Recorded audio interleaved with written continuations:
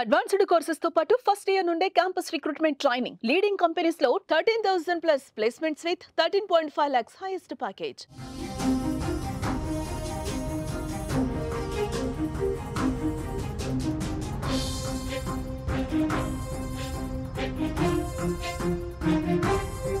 Breaking news చూస్తున్నాం. ప్రపంచాన్ని గజగజ వణికించిన మాయదారి కోవిడ్-19 మళ్లీ డేంజర్ బెల్స్ మోగిస్తోంది.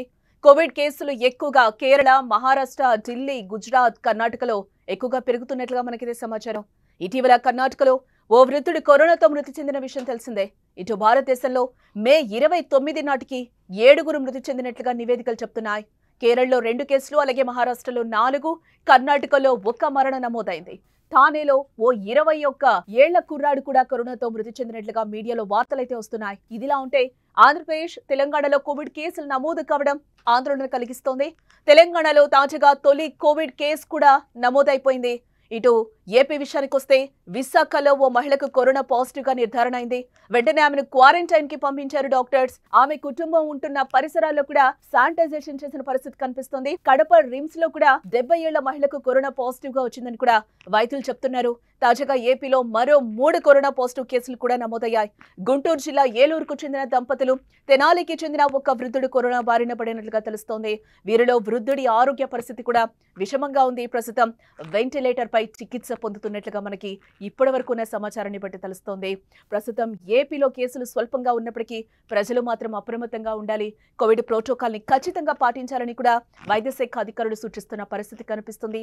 జ్వరం, దగ్గు, గొంతు నొప్పి లక్షణాలుంటే వెంటనే కోవిడ్ టెస్ట్ కూడా చేయించుకోవాలని కూడా చెప్తున్నారు. రైల్వే స్టేషన్స్, అలాగే బస్ స్టాండ్స్, ఎయిర్పోర్టుల్లో సామాజిక దూరం పాటించాలి. అలాగే తప్పనిసరిగా మాస్క్ కూడా మనం వేర్ చేసుకోవాలని కూడా చెప్తున్నారు.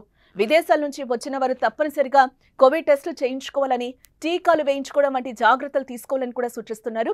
రాష్ట్ర ప్రభుత్వం ఆసుపత్రుల్లో కోవిడ్ కిట్లను సిద్ధంగా ఉంచామని కూడా అంటున్నారు. రోజు రోజుకి పెరిగిపోతున్న కేసులు దృష్టిలో ఉంచుకుని అధికారులు కూడా ఇప్పటికే అప్రమత్తమైనట్లుగా తెలుస్తోంది. కేసుల సంఖ్యలో పెరుగుదల కొనసాగితే అదనపు జాగ్రత్తలు కూడా తీసుకుంటామని వైద్యులు చెప్తున్న పరిస్థితి కనిపిస్తుంది. ఇక ఇదే అంశం మీద మనతో పాటు మాట్లాడడానికి డాక్టర్ విజయభాస్కర్ గారు లైవ్ లో సిద్ధంగా ఉన్నారు. వారితో మాట్లాడదాం. విజయభాస్కర్ గారు నమస్తే అండి. నమస్కారం. ఇప్పుడు మనం టోటల్ గా చూస్తున్నాం, మళ్ళీ పాత రోజులు వచ్చాయని అనుకోవచ్చు అంటారా? మళ్ళీ కొత్తగా కేసులు మళ్ళీ పెరుగుతున్నాయి. ఆల్రెడీ మనం మాన్సూన్ లో కూడా ఎంటర్ అయిపోయాం. ఏదైతే సమ్మర్ ఉందో ఆ ఎండింగ్ నుంచి కూడా కేసెస్ మనకి పెరుగుతూ వస్తున్న పరిస్థితి కనిపిస్తుంది. తెలుగు రాష్ట్రాల్లో కూడా కేసులు ఎక్కువగా నమోదవుతున్నాయి. ఏంటి మళ్ళీ మనం పాత రోజులు చూడబోతున్నామా విజయభాస్కర్ గారు? గత వారం 10 రోజుల నుంచి సౌత్ ఏషియన్ కంట్రీస్ అయిన హాంకాంగ్, సింగపూర్, అలాగే థాయిలాండ్ పరిసర ప్రాంతాలు, అలాగే చైనాలో కూడా కేసెస్ వ్యాప్తి చెందడం మొదలైంది. అక్కడ ఫస్ట్ LP8.1 అనే ఒక వైరస్ 70% ఎఫెక్ట్ చేస్తే XEP అనే ఒక వైరస్ లో 30% వ్యాప్తి చెందడం, అక్కడ ఎక్కువ శాతం హాస్పిటలైజేషన్ అవడం, అలాగే 0.1 to 0.2% ఆఫ్ డెత్ రేట్ చూడడం జరిగింది. వాటిని ధర్మిలా మనకు రూట్ ఆఫ్ ఎంట్రీ ఎలా ఉంటుందంటే సౌత్ ఏషియన్ కంట్రీస్ లో ఎక్కువగా కేరళైట్స్ ట్రావెల్ చేస్తుంటారు కాబట్టి మనకు కేరళ నుంచి ఇది మొదటి కేసు మనకు కనుగొనడం జరిగింది. తర్వాత Maharashtra, finance state of the India ఏదైతే బాంబే ఉందో అక్కడి నుంచి కూడా కొంత ట్రావెలర్స్ ఎక్కువగా ట్రావెల్ చేస్తారు కాబట్టి అక్కడి నుంచి మహారాష్ట్ర నుంచి అలాగే తమిళనాడు, ఇప్పుడు అన్ని రాష్ట్రాలకు ఈ యొక్క వైరస్ వ్యాప్తి చెందడం అందులో ఎక్కువగా మనం చూస్తూ ఉన్నాం. కొన్ని నార్త్ ఇండియన్ స్టేట్స్, అలాగే ఈ యొక్క 3 స్టేట్స్ ప్లస్ ఇప్పుడు ఆంధ్ర, తెలంగాణ కూడా ఈ నెంబర్ ఆఫ్ కేసెస్ వ్యాప్తి చెందడం చూస్తున్నాం. సో ఏదేమైనా క్రమేణా కొన్ని కేసెస్ డెత్ అవడం, దాదాపుగా 9-10 కేసెస్ వేరియస్ కారణాల వలన, ఈవెన్ యంగ్ 21 ఏజ్ అబ్బాయి కూడా ఈ యొక్క వైరస్ వలన చనిపోవడం అనేది కొంత ఆందోళనకరంగా ఉంది. బట్ టిపికల్ గా చూస్తే ఈ సీజన్ వేరియేషన్ లో, అంటే వర్షాకాలంలో ఎక్కువగా ఈ వైరస్లన్నీ వ్యాప్తి చెందుతాయి, అది మనకు తెలిసిందే. సో మనకు ఈ సౌత్ ఏషియన్ కంట్రీస్ లో వర్షాకాలం మొదలైంది కాబట్టి ఎర్లీగా ఈ యొక్క కొత్త వైరస్ మ్యూటేషన్ చెందడం. ఈ వైరస్ ఎలా ఉంటుందంటే మనకు ఒక వైరస్ మనం బాడీలోకి ఎంటర్ అయిన తర్వాత దానికోసం తీసుకున్న వ్యాక్సిన్ ఏదైతే యాంటీబాడీస్ ప్రొడ్యూస్ చేసి ఆ వైరస్ నాశనం చేస్తుందో, ఇదే వైరస్ మనకు ఇంకో రూపంలో కొత్త వేరియంట్, కొత్త వేవ్ రూపంలో, కొత్త స్ట్రెయిన్ రూపంలో మనకు వ్యాప్తి చెందుతుంటుంది. అలా ఈ యొక్క కొత్త వైరస్ల గురించి మనం తెలుసు. మన చుట్టూ ఎన్నో వైరస్లు ఉంటాయి, కానీ కొన్ని వైరస్లు మాత్రమే మన ప్రాణానికి హానికరంగా ఉంటాయి. కాబట్టి ఈ యొక్క COVID-19 తర్వాత అవేర్నెస్ ఎక్కువైపోయింది ప్రజల్లో. ఈ యొక్క భయాందోళన కూడా అంతే ఈక్వల్ గా జరుగుతుంది. ఎందుకంటే 2019-20 వచ్చిన ఈ COVID-19 వైరస్ ఏదైతుందో అది ప్రపంచాన్ని గడగడలాడించింది. కాబట్టి ఈ రోజు కూడా మనం కొత్త వైరస్ వచ్చింది, వ్యాప్తి చెందుతుంది, హాస్పిటలైజేషన్ నెంబర్ ఆఫ్ కేసెస్ పెరుగుతున్నాయి, డెత్స్ పెరుగుతున్నాయి అంటే ప్రపంచం అంతా మళ్ళీ పాండమిక్ వచ్చే అవకాశం ఉందో అన్న భయాందోళన ఉంది. ఎవరికి ఏం అర్థం కావటం లేదు. ఎలా ఈవెన్ సైంటిస్టులకు, డాక్టర్లకు కూడా ఇది ఒక కన్ఫ్యూజన్ ఉంది.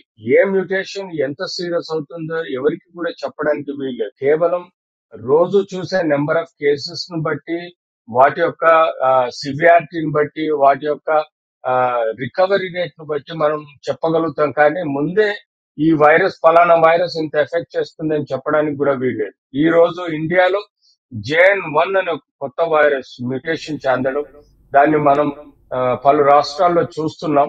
అలాగే తెలంగాణ, ఆంధ్రలో కూడా ఈ వైరస్ వ్యాప్తి చెందుతుంది. సో యాజ్ ఇట్ ఈస్ గా ఫ్లూ డిసీజెస్ లో ఎలాగైతే జ్వరము, తలనొప్పి, గొంతు నొప్పి, జలుబు, దగ్గు, తుమ్ములు ఇలాంటి మనకు ఇనిషియల్ గా అప్పర్ రెస్పిరేటరీ ఇన్ఫెక్షన్స్ అంటాము. ఆ తర్వాత లోవర్ రెస్పిరేటరీ ఇన్ఫెక్షన్ వచ్చినప్పుడు ఆయాసం రావడం, సాచురేషన్ పడిపోవడం, అప్పుడు ఆక్సిజన్ కోసం హాస్పిటలైజేషన్ అవడం ఉంటాయి. దీనితో కొత్తగా కడుపుకు సంబంధించిన సమస్యలు, గ్యాస్ట్రో ఇంటెస్టైనల్ అంటాము, అలాంటి సమస్యలు ఈ యొక్క కొత్త వైరస్ ను మనం చూస్తున్నాం. దీనిలో ఎక్కువగా మనం ఫిజికల్ గా కూడా కొంచెం ఆ వ్యక్తి యొక్క జనరలైజ్ వీక్నెస్ రావడం, జాయింట్ పెయిన్స్ రావడం కూడా క్రమేణా మనం చూస్తూ ఉంటాం. సో ఇలాంటి ఈ కొత్త వైరస్ లో ఇలాంటి లక్షణాలు ఉన్నాయి కాబట్టి మనము భయపడాల్సింది లేదు. యాజ్ ఇట్ ఈస్ గా మనం ఎప్పుడు గత 4 సంవత్సరాల నుంచి చెప్పుకున్నట్టే ప్రివెన్షన్ ఇస్ భాస్కర్ బెటర్ గారు, ఇక్కడ దెన్ భయం ట్రీట్మెంట్. అంటే అవసరం మాస్క్ లేదు, భయం అవసరం లేదు అని మీలాంటి వాళ్ళు చెప్తూనే ఉన్నారు. బట్ చూస్తుంటే కేసెస్ అయితే పెరుగుతున్న పరిస్థితి కనిపిస్తుంది. ఏదైతే JN.1 ఉందో, ముందు మనం వేరియంట్స్ కూడా చాలా వరకు చూసాం. ఒమిక్రాన్ వరకు వచ్చి ఆగింది. ఒమిక్రాన్ లో కూడా సబ్ వేరియంట్స్ వచ్చాయి, మనం చూసాము.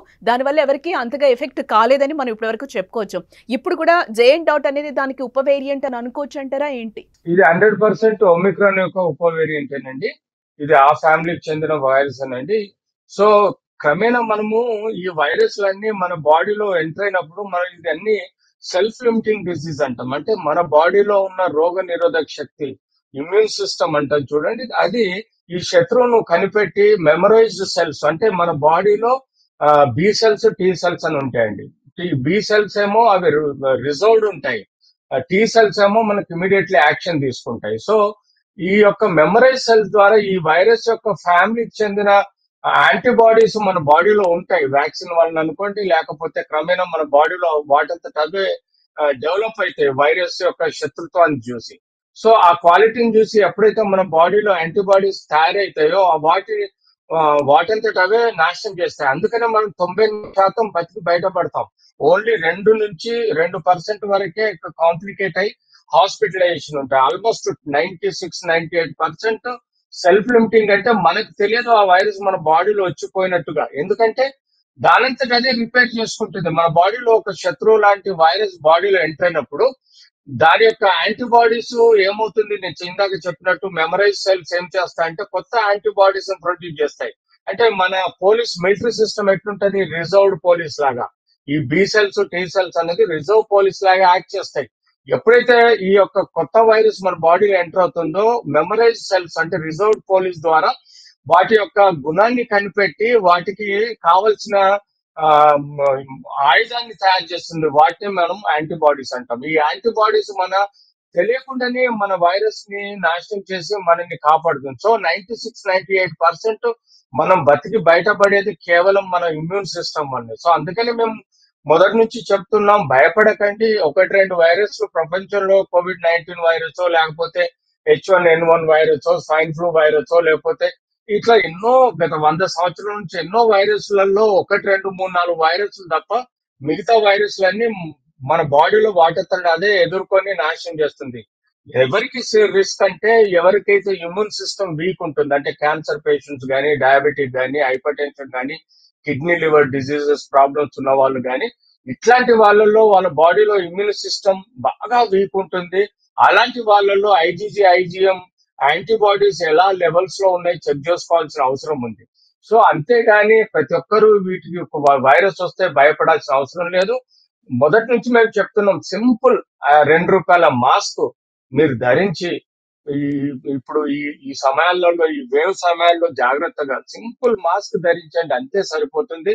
చెప్పేది ఏంటంటే పర్టికులర్ గా మీరు ఈ యొక్క prevention is better than treatment అన్నట్టుగా మాస్క్, ఫిజికల్ డిస్టెన్స్, శానిటైజేషన్ ఇవన్నీ జాగ్రత్తలు తీసుకోవాలి. సో మోరోవర్ ఇప్పుడు కొత్త వైరస్ కు మనకు వ్యాక్సిన్ వచ్చే ఆస్కారం కూడా ఉంటుంది, నెంబర్ ఆఫ్ కేసెస్ పెరిగితే. బట్ మనం 3 సంవత్సరాల క్రితం తీసుకున్న వ్యాక్సిన్ యొక్క ఎఫికసీ తగ్గితే ఇప్పుడు మనకి వైరస్ ఎఫెక్ట్ ఉంటుంది. కాబట్టి ఇంకొక బూస్టర్ డోస్ వ్యాక్సిన్ వేసుకున్నా కూడా డెఫినెట్లీ మనకు హెల్ప్ అవుతుంది. సార్, యాక్చువల్గా మీరు వ్యాక్సిన్ మాట తీశారు కాబట్టి నేను వ్యాక్సిన్ గురించి కూడా ఒక క్వశ్చన్ అడగదలుచుకున్నాను మిమ్మల్ని. ఇప్పటివరకు అయితే మనం మినిమం 2 డోసెస్ అయితే ప్రతి ఒక్కరం వేసుకున్నాం. అది కోవాక్సిన్ కావచ్చు, కోవిషీల్డ్ కావచ్చు, వాట్ ఎవర్ ఏదైనా కానీ అందుబాటులో ఉన్న వ్యాక్సిన్స్ అయితే అప్పుడున్న పరిస్థితిని బట్టి మనం వేసుకున్నాం ఒక 2-3 ఇయర్స్ బ్యాక్. అంటే ఇప్పుడు ఆ వ్యాక్సిన్ ఏదైతే వేసుకున్నామో ఇప్పటివరకు అది మనకి పనిచేస్తుంది అని అనుకోవచ్చు అంటారా? లేకపోతే ఇవి ఉప వేరియంట్స్ చెందే కొద్దీ కొత్త అప్డేట్ వర్షన్స్ మన వ్యాక్సిన్స్ తీసుకోవాలా బాడీకి? దీంతో పాటుగా 21 ఇయర్స్ అబ్బాయి కూడా చనిపోయిన పరిస్థితి మనం చూసాం కోవిడ్ వల్ల. అలాంటి వాళ్ళు కూడా ఎక్కువగా వ్యాక్సిన్ వల్ల చనిపోతున్నారు, హార్ట్ అటాక్స్ వస్తున్నాయని చెప్పి కూడా అది రూమరో లేకపోతే ఇంకోటో తెలియదు, కానీ ఇది కూడా వ్యాక్సిన్ వల్ల చనిపోతున్నారు, కోవిడ్ అటాక్ అవుతుందా లేకపోతే ఇంకోటా అనేది లేకుండా కూడా హార్ట్ అటాక్స్ ఎక్కువ వస్తున్నాయని కూడా అందరూ మాట్లాడుకున్న సందర్భం అయితే కనిపిస్తుంది. సార్, ఇది మీరు కొంచెం అవేర్నెస్ అయితే కలిగించాలి, చెప్పాలి కూడా ఇప్పుడు మీరు. I'm chairman of clinical research and ethics committee chairman అండి. నేను we do research and we do study the clinical trials of every drug అండి. సో అబ్సల్యూట్లీ ఒక రాంగ్ కాన్సెప్ట్ అండి, రాంగ్ మిత్ ఉంది. ఏమంటే వ్యాక్సిన్ చేసుకోవటంలో గుండె జబ్బులు వస్తున్నాయి అనేది కేవలం అది 0.1 to 0.2% వరకే సైడ్ ఎఫెక్ట్స్ ఉంటాయి. అంటే వెరీ రేర్, కోట్ల మందిలో కనీసం ఒక మనం చూస్తే ధర్మలో 12 మంది హార్ట్ అటాక్స్ వచ్చుండొచ్చు. కానీ అది కూడా కన్ఫర్మ్డ్ వ్యాక్సిన్ వల్లనే చెప్పడానికి కూడా వీలు ఉండదండి. వ్యాక్సిన్ యొక్క ఎఫికసీ బాగుంది కాబట్టే మనం గత 4 సంవత్సరాలుగా 100% ఈ వైరస్ ద్వారా రికవరీ ఉంది. కేవలం 0.1 to 0.2% హార్ట్ అటాక్స్ వచ్చాయో లేదో తెలియదు, కానీ వన్ ఆఫ్ ద కాంప్లికేషన్ ఉంటుంది. కానీ 98-99% వ్యక్తులు వ్యాక్సిన్ వలన బతికి బయటపడుతున్నారు. అది చాలా అడ్వాంటేజ్ గా తీసుకోవాలి. ఇది క్లినికల్ ట్రయల్స్ లో మేము చేసే రీసెర్చ్ లో ఇది భాగం అండి. సో ఎందుకంటే ఎప్పుడైతే ఒక మందు గాని ఒక వ్యాక్సిన్ గాని మేము ప్రపంచానికి అప్రూవల్ ఇస్తామో దాని అర్థం ఏంటంటే దాని యొక్క వ్యాక్సిన్ గాని డ్రగ్ గాని effect 98-99% benefit to the common people ఉంది కాబట్టి దాన్ని మేము ప్రపంచానికి అప్రూవల్ ఇస్తాం. కేవలం 0.1 to 0.2% రిస్క్, కొన్ని సైడ్ ఎఫెక్ట్స్ గానీ, కొన్ని కాంప్లికేషన్స్ ఇలాంటివి ఉంటాయి. సో అలాంటి గురించి మనం భయపడొద్దు. ఎందుకంటే అది ఆ వ్యక్తిగతంగా మనిషిలో ఉండే కొన్ని డయాబెటీస్ గానీ, హైపర్ టెన్షన్ గానీ, లేకపోతే కొన్ని రకాల సమస్యల వలన హార్ట్ అటాక్ రావచ్చు, ఇతరత్ర సైడ్ ఎఫెక్ట్స్ రావచ్చు. సో అవి చాలా negligible complications and side effects గా భావించి మేము ఈ యొక్క డ్రగ్ ని అప్రూవల్ ఇస్తాం. మనం చూడాల్సింది ఏంటంటే 98-99% బెనిఫిట్ ప్రజలకు ఉంది. సో ఇట్ ఈస్ యాక్సెప్టబుల్ గా చూడాలి ఒకటి. రెండోది, ఈ యొక్క single dose, double dose, booster dose అన్నది మేము దాని యొక్క ఎఫికసీ పొటెన్షియల్ బట్టి డిసైడ్ చేస్తాం. సో టెక్నికల్ గా చూస్తే ఇప్పుడు మనకు గత 2020-21 లో వేసుకున్న వ్యాక్సిన్ ఈ 25 వరకు వచ్చిందంటే ఈ యొక్క బూస్టర్ డోసు మనకు 3 నుంచి 4 సంవత్సరాలు పనిచేసినట్టుగా భావించాలి. సో ప్రాబబ్లీ మనము మినిమం 3 to 5 years ఏదైనా బూస్టర్ డోస్ పనిచేస్తే దాని ఎఫికసీ బాగున్నట్టు, దాని పొటెన్సీ బాగున్నట్టు. సో అలాగే ఈ యొక్క వ్యాక్సిన్ యొక్క ఎఫికసీ డిసైడ్ చేసిన తర్వాత మనం మళ్ళీ సెకండ్ బూస్టర్ డోస్ ఎప్పుడు తీసుకోవాలన్నది నిర్ణయించడం జరుగుతుంది. సో ఫర్ ఎగ్జాంపుల్ ఇప్పుడు కొత్తగా వచ్చిన వేరియంట్ వలన ప్రజల్లో ఇమ్యూనిటీ, అంటే ఈ యొక్క వ్యాక్సిన్ యొక్క ఇమ్యూనిటీ తక్కువ ఉంటే డెఫినెట్లీ ఇంకొక బూస్టర్ డోస్ తీసుకోవాల్సిన అవసరం ఉంటుంది. సో యూజువల్ గా ఇప్పుడు ప్రాబబ్లీ సౌత్ ఏషియన్ కంట్రీలో తీసుకున్న వ్యాక్సిన్ వలన అక్కడ నెంబర్ ఆఫ్ కేసెస్ పెరుగుతున్నాయి అంటే ధర్మిలా ఎఫికసీ తగ్గి ఉంటుంది. అక్కడ మళ్ళీ మరొక బూస్టర్ డోస్ 3 years కానీ 5 years కానీ ఎఫెక్ట్ ఉండే ఒక బూస్టర్ డోస్ తీసుకోవాల్సిన అవసరం ఉంది. ఇక్కడ కూడా మీరు కంగారు పడకండి. బూస్టర్ డోస్ వేసుకుంటే డెఫినెట్లీ అది ఇంకొక 5 సంవత్సరాలు హెల్ప్ చేస్తుంది. కానీ ఈ లోపల ఐజీఎం అనే యాంటీబాడీస్ మన బాడీలో స్ట్రెంగ్త్ ఎలా ఉంది, దాని యొక్క ఇమ్యూనిటీ సిస్టమ్ ఎలా ఉంది అనేది మోస్ట్ ఇంపార్టెంట్ గా చెక్ చేసుకోండి. అలాంటి ఐజీఎం యాంటీబాడీస్ ఏమైనా తక్కువ ఉంటే ధర్మిలా మీరు మీలోని ఇమ్యూనిటీ సిస్టమ్ వీక్ ఉన్నట్టుగా భావించి మీరు వ్యాక్సిన్ వేసుకోవచ్చు. ఆర్ ప్రివెంటివ్ మెజర్ లో కూడా వ్యాక్సిన్ వేసుకుంటే తప్పులేదు. అన్నెసర్లీ 0.1% ఉన్న కార్డియాక్ డెత్స్ ను చూసి భయపడి వ్యాక్సిన్ వేసుకోకుండా ఉండకండి.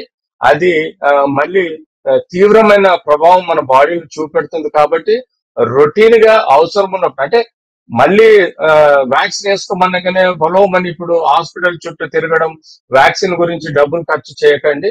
అవసరం ఉన్నప్పుడు వీలుగా గవర్నమెంట్ డిక్లేర్ చేసినప్పుడే మళ్ళీ మీరు ఒకసారి వ్యాక్సిన్ వేసుకోండి. సో నేను చెప్పేది ఏంటంటే ఈ సీజన్ లో నెంబర్ ఆఫ్ కేసెస్ పెరిగే ఆస్కారం ఉంది. రెండోది ఇప్పుడు స్కూల్స్ స్టార్ట్ అయ్యే ఆస్కారం ఉంది. కాబట్టి గవర్నమెంట్ ఆల్రెడీ గేరప్ అయింది, అన్ని హాస్పిటల్స్ లో సెలెక్ట్ చేస్తుంది. నేననేది ఏంటంటే మున్సిపాలిటీస్, గ్రామ పంచాయతీలో ఉండే హెల్త్ సిస్టమ్ ఏదైతే ఉందో పబ్లిక్ హెల్త్ సిస్టమ్ గేరప్ అవ్వాల్సిన అవసరం ఉంది. Government should take stringent way of steps. Public health system schools లలో పేరెంట్స్ ని ముందు అవేర్నెస్ క్రియేట్ చేసి పిల్లల్ని పంపడానికి చాలా జాగ్రత్తగా చూసుకోవాలి. అంతేకాకుండా వాళ్ళకు mask, face shield, physical distance, sanitization లాంటి జాగ్రత్తలు తీసుకోమనాలి. అంతేకాకుండా పిల్లల్ని స్కూళ్ళల్లో కూడా స్కూల్ టీచర్ ఒకరు ఒక లేకపోతే ఒక ఆయ గాని, అంగన్వాడీ టీచర్ గాని ఎవరైనా ఆ పిల్లల్ని ఎగ్జామిన్ చేసి స్కూల్లో సక్రమంగా ఉంచే విధంగా ఫిజికల్ డిస్టెన్స్, శానిటైజేషన్ ఇవన్నీ మెయింటైన్ చేసే విధంగా చూడాలి. అంతేకాకుండా మనం పిల్లలకి ఏమాత్రం జ్వరం కానీ లేకపోతే దగ్గు, జలుబు కానీ ఉంటే వాళ్ళని ఐసోలేట్ చేయాల్సిన అవసరం ఉంది. ఇళ్లలో ఓల్డ్ ఏజ్ వాళ్ళు, ముసలి వాళ్లకు ఎక్కువగా సమస్య ఉంది కాబట్టి వాళ్ళని మీరు ప్రొటెక్ట్ చేసుకోవాల్సిన అవసరం ఉంటుంది. Natural food boosters, immunity boosters, natural foods ఉంటాయి. వాటిని మీరు రెగ్యులర్ గా తీసుకుంటూ ఏదైనా జలుబు, దగ్గు వస్తే మీ ఫ్యామిలీ డాక్టర్ చూపించండి. అంతగా మీకు సీరియస్ గా ఆయాసం పెరిగి సాచురేషన్ తక్కువ అయితే అప్పుడు కానీ మీరు హాస్పిటల్ కి వెళ్లాల్సిన అవసరం లేదు. ఎస్ అంటే విజయభాస్కర్ గారు ఇక్కడ ఇంకొకటి అంటే మాస్క్ అనేది కూడా మన జీవితంలో ఒక భాగంగా అయిపోయింది. మొబైల్ ఇవన్నీ ఎంత నిత్యావసరాలు వస్తువులు అయిపోయాయో ఇప్పుడు మాస్క్ కూడా మనం అంత వేర్ చేసుకోవాల్సిన సిచ్యువేషన్ వచ్చింది. అంటే లాస్ట్ కోవిడ్ నుంచి కూడా ఇప్పటి వరకు కొంతమంది తీసుకునే ప్రికాషన్స్ ఇంకా మాస్క్ కూడా వేర్ చేస్తూనే ఉన్న పరిస్థితి కనిపిస్తుంది. ఎస్ అంటే ఇప్పుడు JN.1 అనే వేరియంట్ కొత్తగా వచ్చింది కాబట్టి ఒమిక్రాన్ సబ్ వేరియంట్ అంటే లక్షణాలు ఏ విధంగా ఉన్నాయి, మీ దగ్గరకు వచ్చాయి, ఏ విధంగా ఉంటున్నాయి అనే లక్షణాలు కేసెస్ కానీ ఏమైనా ఈ మధ్య కాలంలో చూసారా? అబ్సల్యూట్లీ రోజు చూస్తూనే ఉన్నామండి. అన్ని మిక్స్డ్ కేసెస్.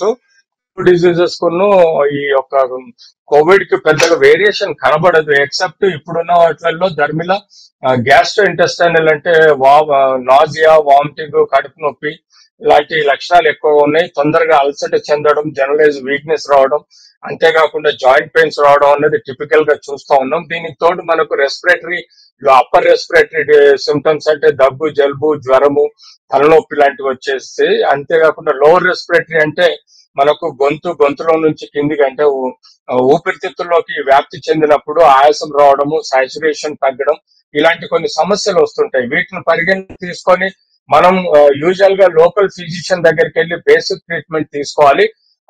మనకు 7 to 14 days లోపల ఈ యొక్క సెల్ఫ్ డిఫెన్స్ ద్వారా మన బాడీలో ఇమ్యూన్ సిస్టమ్ స్ట్రాంగ్ ఉన్నప్పుడు ఈ యొక్క వైరస్ కూడా నాశనమే ఆస్కారం ఉంటుంది. కానీ సర్టెన్ వాళ్ళల్లో కొన్ని comorbid disease, BP, sugar, liver problems, kidney problems, cancer problems ఉన్న వాళ్ళలో ఈ సివియారిటీ పెరిగి ఆయాసం వస్తే గానీ మన సాచురేషన్ తగ్గితే గానీ హాస్పిటల్ అడ్మిట్ అవ్వాల్సిన అవసరం లేదు. అలాంటి కండిషన్ లో మనము హాస్పిటలైజేషన్ అయ్యి బేసిక్ కేర్, ఆక్సిజన్ లాంటివి తీసుకోవాలి. అంతేగాని ఎలాంటి రెమ్డెసివిర్ ఇదివరకు భయపడ్డుగా యాంటీవైరల్ ఇంజెక్షన్స్ కానీ, స్టెరాయిడ్స్ కానీ ఇవన్నీ వాడకండి. తద్వారా మనకు వచ్చే కాంప్లికేషన్ చాలా ఉన్నాయి. డెఫినెట్లీ క్వాలిఫైడ్ పల్మనాలజిస్ట్ కానీ, ఫిజిషియన్ కానీ డిసైడ్ చేసి రెమ్డెసివిర్ అవసరం ఉంటే కానీ ఇవ్వరు. సో అలా మనం బేసిక్ ట్రీట్మెంట్ తీసుకుంటే మనల్ని మనం కాపాడుకోవాలి. సార్ అంటే ఫైనల్ గా ఏం చెప్తారు? భయపడొద్దు అని అంటున్నారు. ఉప వేరియంట్సే కాబట్టి ఫ్లూ లాంటివి వస్తూ ఉంటాయి. మనం చెకప్స్ కి వెళ్ళి కొంచెం క్వారంటైన్ అయితే సరిపోతుంది. తగు జాగ్రత్తలు తీసుకోమని చెప్తున్నారు. ఫైనల్ గా ప్రజలకు ఏం చెప్తారు మీరు? ఏ విధంగా ఉండమంటారు? ఎలాంటి జాగ్రత్తలు తీసుకోమంటారు? చిన్న మాస్క్ అండి, ₹2 మాస్క్ వేసుకోండి. క్లోజ్డ్ ఏరియాలో ఉండకండి, మాస్ ఏరియాలో ఉండకండి. ఉన్నప్పుడు కొంచెం మాస్క్ వేసుకోండి. Physical distance, sanitization, ₹5 sanitization bottle, spirit గానీ స్టెరిలియం గానీ చేతిలో పెట్టుకొని క్లీన్ గా ఉంచుకోండి. పనిచేసే ప్రదేశాలలో జాగ్రత్తగా ఉండండి. ప్రివెన్షన్ నేను చెప్పాను కదా, బాడీలో మీ రోగ నిరోధక శక్తి ఎంత పవర్ఫుల్ యాక్టివిటీ అంటే మిమ్మల్ని మీరు కాపాడుతుంది. ముఖ్యంగా మనం చిన్నపిల్లలు, రోగ నిరోధక శక్తి వీక్ ఉన్న వాళ్ళలో ముసలి వాళ్ళు, వీళ్ళని మాత్రం కేవలం జాగ్రత్తగా ఉంచుకోండి. వాళ్ళని ఎక్కువగా ఇలాంటి పెళ్లిళ్ళు, ఫంక్షన్స్ అని చెప్పి ఎక్కువ జనాల్లోకి తిప్పకండి. మీరు ఆ ముసలి వాళ్ళని ఇళ్లలోనే జాగ్రత్తగా ఉంచి basic immunity boosters, natural foods ఇవ్వండి. దగ్గు జలుబు వచ్చినప్పుడు లోకల్ డాక్టర్ తో మెడిసిన్స్ ఇప్పించండి. అన్లెస్ అంటిల్ ప్రాబ్లం అనిపిస్తే గానీ ఆర్టీపీసీఆర్ టెస్ట్ చేయించడం, తద్వారా కన్ఫర్మ్ చేసుకోండి. ఆ పోయిన కోవిడ్ లో భయపడ్డారు, అన్నెసర్లీ టెస్టులు చేయించుకోవడం, అన్నెసర్లీ సిటీ స్కాన్లు చేయించుకోవడం, అన్నెసర్లీ మందులు వాడడం అనేది ఒక కామన్ అజెండాగా మారిపోయింది. అదొక బిజినెస్ అయిపోయింది ప్రైవేట్ హాస్పిటల్స్ లలో. సో నేను చెప్పేది ఏంటంటే అన్నెసర్లీ మీ వాల్యుయబుల్ బాడీని, పర్సనాలిటీని డ్యామేజ్ చేసుకోకుండా మిమ్మల్ని మీరు కాపాడుకోండి. అన్నెసర్లీ కార్పొరేట్ హాస్పిటల్ పోయి మిమ్మల్ని మీరు అన్నెసర్లీ ఆర్థికంగా, మానసికంగా, ఫిజికల్ గా డ్యామేజ్ చేసుకోకండి. ఇళ్లలో ఉండండి, కేర్ఫుల్ గా ఉండండి. Local physician, local doctor, family doctor తో కన్సల్ట్ అవ్వండి. So basic morning meditation, yoga, ప్రాణాయామం లాంటివి చేస్తూ మంచి న్యాచురల్ ఫుడ్స్ తింటూ, డ్రై ఫ్రూట్స్ లాంటివి కానీ, గ్రీన్ వెజిటబుల్స్ కానీ, ఏదైనా మీకు ఇష్టమైన ఫుడ్ తీసుకోండి. ఇమ్యూనిటీ బూస్టప్ చేసుకోండి. బేసిక్ గా జలుబు వస్తే సిట్రిజిన్ అనే టాబ్లెట్స్ ఉంటాయి. ఫీవర్ వస్తే పారాసెటమాల్ అనే tablet, basic anti allergic, antipyretic tablets వేసుకుంటూ మిమ్మల్ని మీరు ప్రొటెక్ట్ చేసుకోండి. ఇంకా మీకు భయాందోళన ఉంటే మీ ఫ్యామిలీ ఫిజిషియన్ ని కన్సల్ట్ చేయండి. అన్నెసర్లీ వేడి నీళ్లు తాగడము, వేడి ఆయిల్ తాగడము, లేకపోతే లోకల్ చిట్కాలు ఉంటాయి. ఈ చిట్కాలన్నీ చెత్త చిట్కాలండి. ఇవి సోషల్ మీడియాలో బాగా వ్యాప్తి చెందుతున్నాయి. ఆ లోకల్ చిట్కాలు అన్నెసర్లీ చేయకండి. తద్వారా మీకు బెనిఫిట్ కన్నా నష్టం అవుతుంది. Natural foods, natural exercises, natural immunity boosters తీసుకుంటే మిమ్మల్ని మీరు కాపాడుకోవచ్చు. Right right thank you so much Vijayabhaskar గారు.